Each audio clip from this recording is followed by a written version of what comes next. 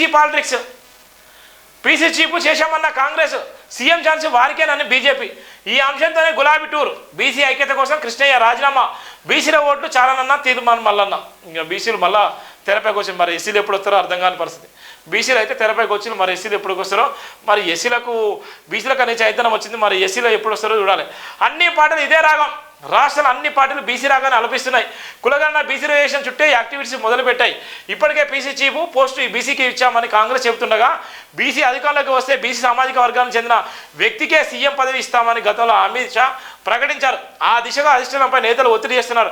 ఇక బీసీ కులగణన జరిగిన రాష్ట్రాల్లో గులాబీ నేతలు పర్యటించారు. అక్కడ ఎలాంటి మార్గదర్శకాలు అనుసరించారో ప్రభుత్వాన్ని సూచించేలా స్టడీ చేశారు. ఏపీ నుంచి రాజ్యసభ్యుడిగా ఎంపిక అయిన బీసీ సంఘం జాతీయ అధ్యక్షుడు ఆర్ కృష్ణ ఇటీవల రాజీనామా చేశారు.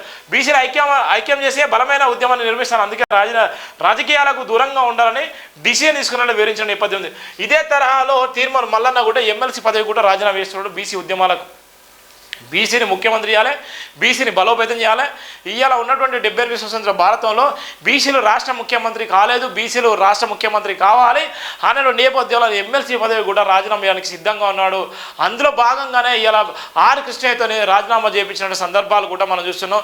ఇలా బీసీలు నిజంగా ఎంతవరకు ఉద్యమం చేస్తారు, ఎంతవరకు నిలబడతారు, నిజంగా బీసీల ఉద్యమం నిజంగా ఎంతవరకు నిలబడుతుంది, నిజంగా వాళ్ళను ఆనుకొని నిజంగా ఎస్సీ సామాజిక వర్గాలు నిజంగా వెళ్తాయా, ఎస్టీ సామాజిక వర్గాల వాళ్ళకు భాషకు నిలుస్తాయా?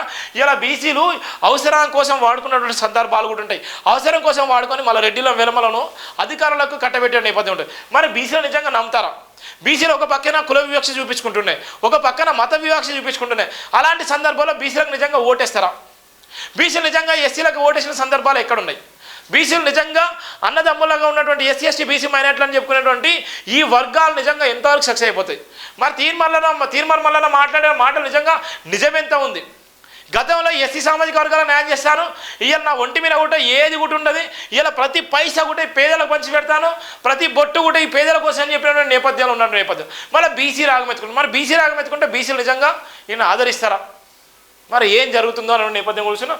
బీసీ పాలిటిక్స్ అయితే మొదలైనటువంటి సందర్భాలు అయితే మనం చూస్తున్నాం ఇక్కడ ఉన్నటువంటి నేపథ్యంలో.